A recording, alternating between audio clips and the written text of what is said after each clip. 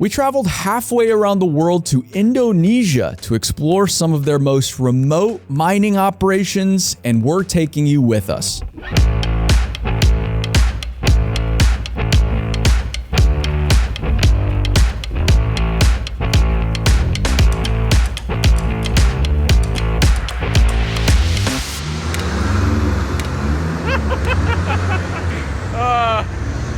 Wyatt, you're just gonna have to stay there forever. Right, we are going to start with this beautiful 9200 loading 777s, but before we talk about the mining, let's cover how long it took just to get here in the first place. BuildWitt headquarters is in Nashville, Tennessee. Traveling to Jakarta required 3 flights, totaling about 30 hours. And since I may or may not have flown over early to swim with sea turtles in Bali, Jack and Wyatt were on their own for the journey.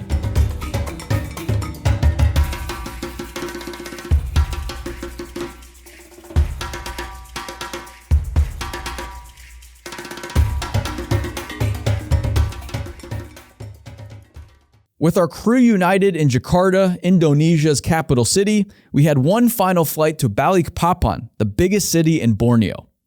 Then it was time to head north across the equator, only about 320 kilometers or 200 miles. On a highway, this would only take a few hours. But in Borneo, buckle up.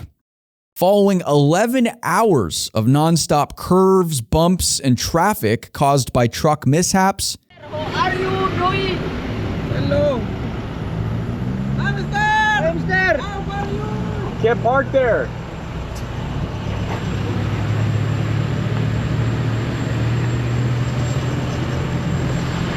Aaron with the good smart moves. yikes, we arrived at the camp we stayed at close to the mine site. We had no idea what to expect when they said camp, but we were pleasantly surprised. The place had a real summer camp vibe. Not too bad. The all-important keeping me alive. Thanks to the Jungle Animal soundtrack, we had a great night's rest. We then awaited our Uber, which turned out to be the mining version of the Magic School Bus. Class is in session. You would be in the back of the bus. I own the back. All right. Who's on aux? Too small. Yeah.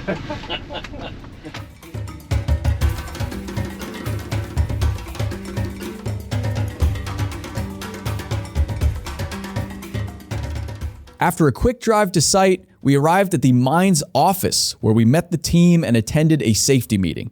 And because it's Indonesia, we had to take our shoes off before entering the building. As a result, the place was spotless. All right, time for the party. Let's start with that 9200 we saw earlier. First impressions. This mine is absolutely spectacular, the scale. I can't see the end of the pit that way. The end of the pit over there, the trucks look like little ants, but they're absolutely enormous.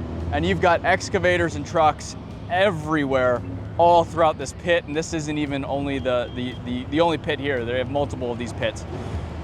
At this mine, Darma Henwa runs primarily 200-ton class excavators. They have bigger, they have smaller. We'll see them all today. But this is the main production unit here, the 200-ton class excavator. That right there is a 9200 Liebherr. It's loading 100-ton trucks. It looks like maybe 4 to 5 passes. I mean, that is a heaped bucket right there. Look at that. Absolutely beautiful. Filling these trucks up pretty quickly with overburden, and then these trucks are off to the other side where they will dump the overburden.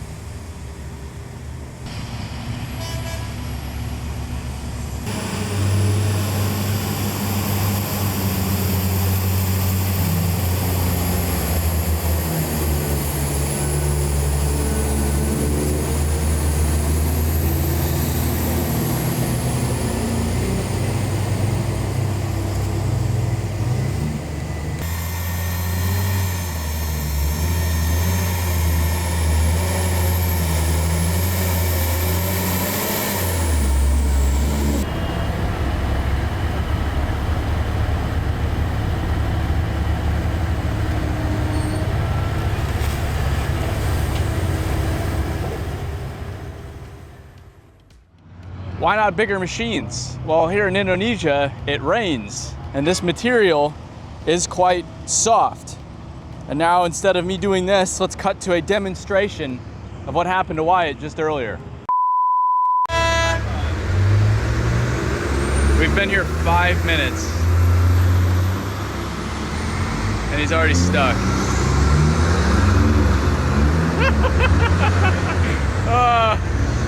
Wyatt, you're just gonna have to stay there forever.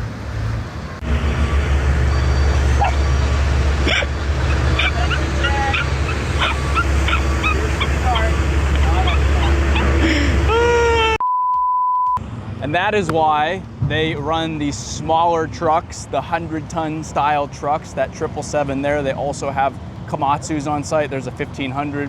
And these excavators, this is a 200-ton class machine. Yes, they build them bigger, and yes, they run them sometimes bigger in this region if the geology allows, but the material in this site is really soft, and that machine can get stuck real fast.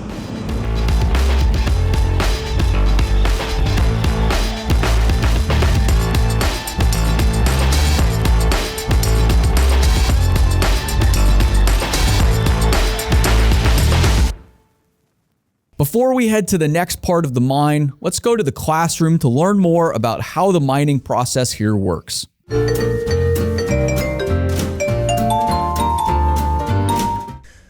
Right, class is in session. So this right here is the natural contouring of the earth.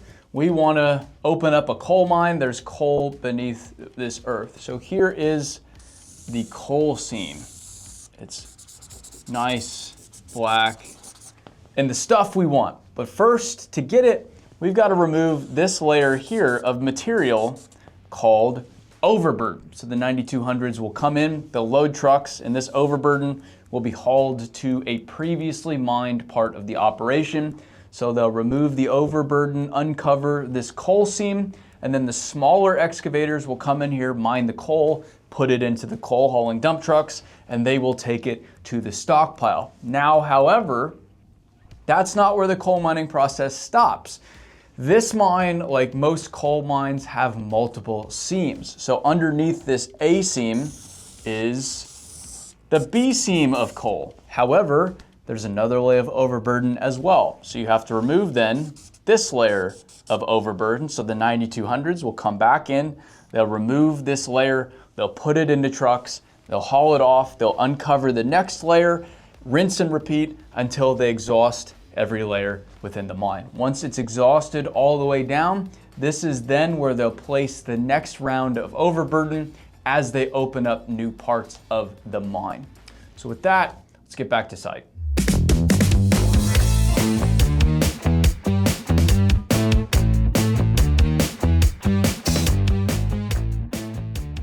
At this point, we got word that the day's blast was coming. We headed to the pit viewpoint, enjoyed some lunch, and prepared to record the show.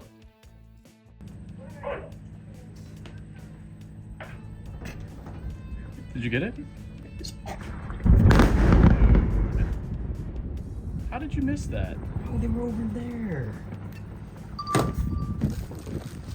Why did you get it? I got the right side of it. Absolute amateur hour.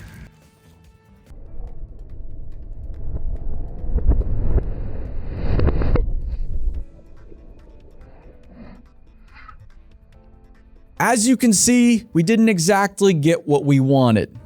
Fortunately for us, we had 2 days scheduled for our visit, and they blast every day. So we'll try again at the end of the video. To cheer ourselves up, we ate our boxed lunches and headed back to the mine site to see what the whole thing was about, the coal mining.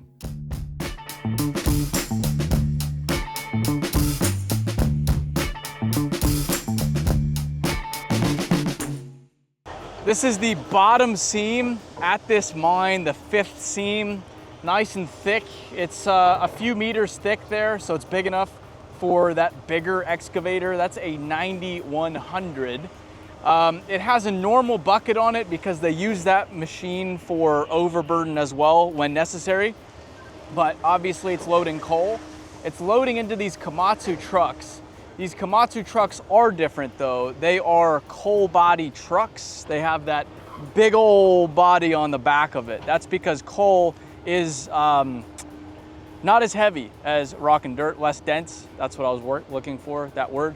It's less dense, a lot less dense than dirt. That truck is rated for a specific weight, not volume. So if you had a typical bed on there, a dirt bed, you wouldn't be able to overload that truck, even get close to whatever the target payload is. But with that bigger coal body on it, that machine can pile it up, mound it up in the back there, haul more volume to the stockpile for eventual shipping. Believe it or not, viewers of this channel will know that I'm wrong frequently, and usually we're correcting after the fact. I'm going to correct in real time based on me learning additional information. Here, in a lot of coal mines, they will rip the coal. They'll either blast the coal if it's a bigger seam, or they'll rip it with dozers. Here, it's just not enough to do either. That seam is not very big. So the excavator has to rip it up as it goes. That machine, a bigger machine would be silly here because the bench height is just not enough. It's not enough material there to be efficient, but they do need that 9100 size machine for the breakout force so that bucket can tear through the coal as they go. And you'll notice it's not about these big heaping buckets here because he has to tear through it. And you can see that bucket, that machine, the back end or the front end's picking up as the back end's digging down. It's tough, it's really tough. So that bucket breaks it up while he's loading the trucks at the same time.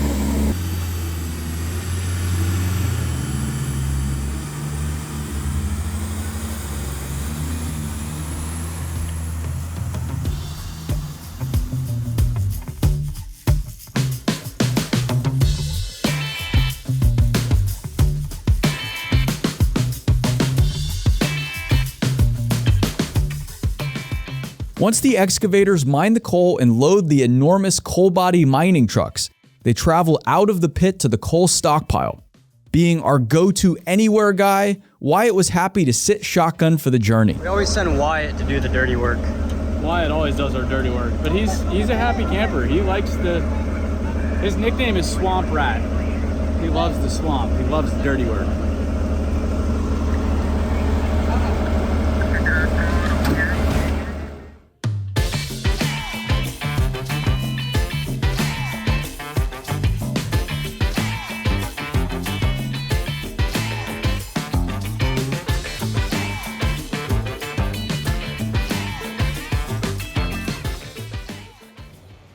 The coal was loaded by the 9100 into the Komatsu and Cat trucks. Wyatt went for a ride. We saw that footage up to here. This is where the big trucks leave off and the road trains take over. The big trucks haul the coal out of the mine. They're a lot more durable. They're built for the large-scale mining application there, but they're not efficient over really long distances. And that's why we have these more on-road trucks. They haul from here to the port, which is the final step in the mining process. It's about 30 kilometers. It's a 45-minute drive down a very well-graded dirt road, but a dirt road. We have a loader there, Volvo loader with a much bigger bucket on it. We have a Volvo excavator back there, much bigger bucket on it. They're loading these trains, 2 trailers per truck. Each truck has between 160 and 170 tons of coal on it. So a lot of coal headed down this road 24 hours a day. And to haul that much material, there's 1, 2, 3, 4, 5, 6, 7, 8, 9, 10, 11, 12, 13, 14 axles on these trucks, which is big time. And now that our trucks are nearly loaded, let's have voiceover Aaron take over at the port. The monster on-road trucks drive about 1.5 hours to the coast, where the coal's real journey begins. After each truck unloads the raw coal, the port facility crushes and blends the resource to provide exactly what its customers need. Then, each blend awaits shipping in stockpiles, which can be hundreds of thousands of tons. And as barges arrive, a large conveyor loads each at a rate of up to 1,000 tons per hour. From here, the energy flows to customers across Southeast Asia. With a superb day one, we got back onto the magical mine bus to return to camp. And that's when we heard there was weather headed our way. If you ever wondered what a tin roof rainforest bungalow sounds like in a monsoon, this is it.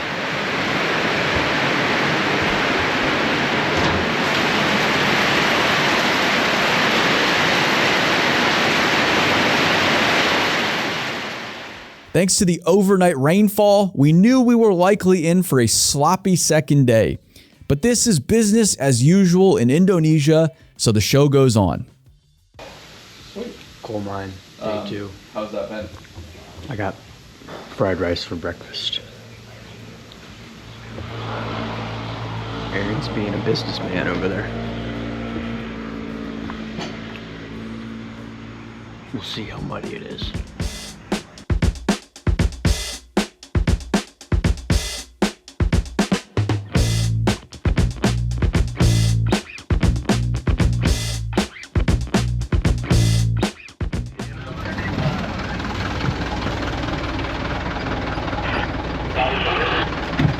She's got some knobbies on her. We made it. We're from the south, so we like to do some mud. Some Love mud. Especially the Florida swampy Florida boy here. God, I love a mud hole. Give me a mud hole any day.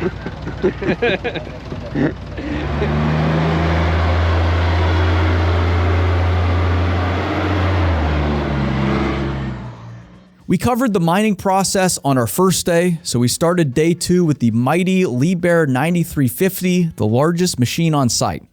Since they took it down for maintenance, we hopped aboard to give it a look. All right, we're on board the Liebherr 9350. This is one of 2 on site. It's one of the biggest machines on site. We also have a big Hitachi as well. This loads the bigger trucks, the older Komatsus that they have here. About 18.5 meter bucket. That's pretty nice. So 9214, this is 18. It's a much bigger machine, well over 100 tons on the 9200s. It is older, so it doesn't move as good. It's a little less fancy than the 9200s are.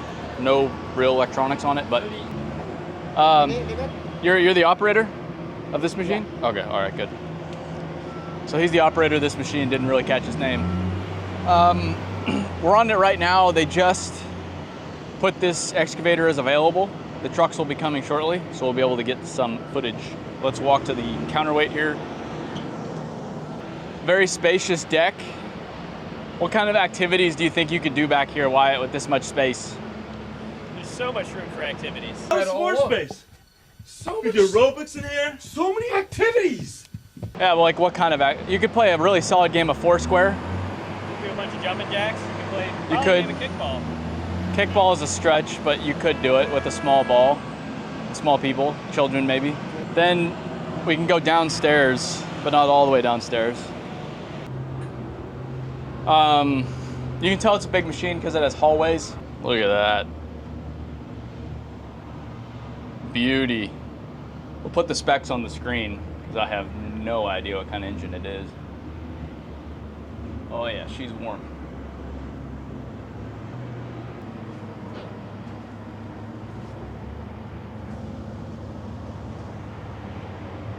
It's such a big machine you can walk around. It's like a circuit. You can do laps in here.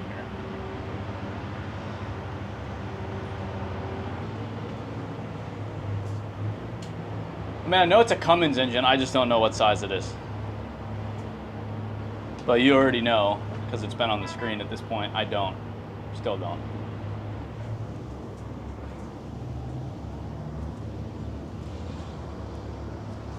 Did you have enough fun, Wyatt? What? Did you have enough fun? Oh, I had loads of fun. Loved it.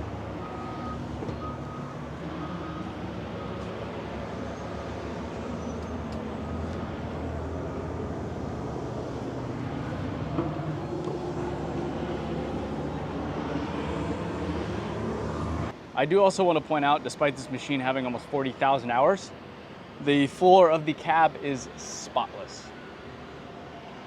With midday approaching, we got word it was time for another blast. Time for redemption. We headed back to the viewpoint and definitely didn't get the bus stuck along the way. So next day we had another chance at some blast footage. What happened? Well, we got some blast footage. We did.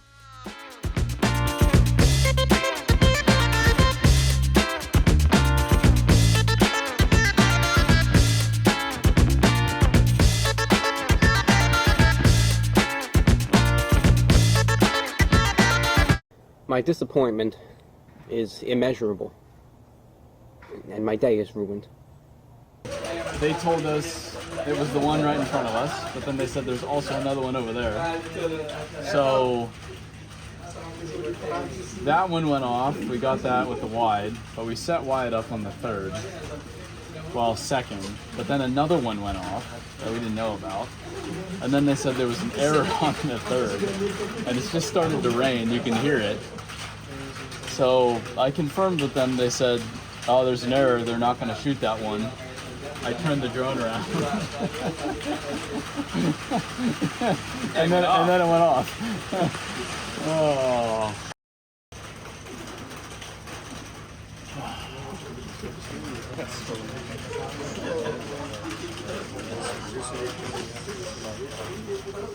So we got one wide shot of the blasts. We missed the slow-mo. We missed the drone close-up. And we missed the audio on the third one. And it just magically stopped raining. Would you imagine that? Yeah. Maybe it just wasn't meant to be here.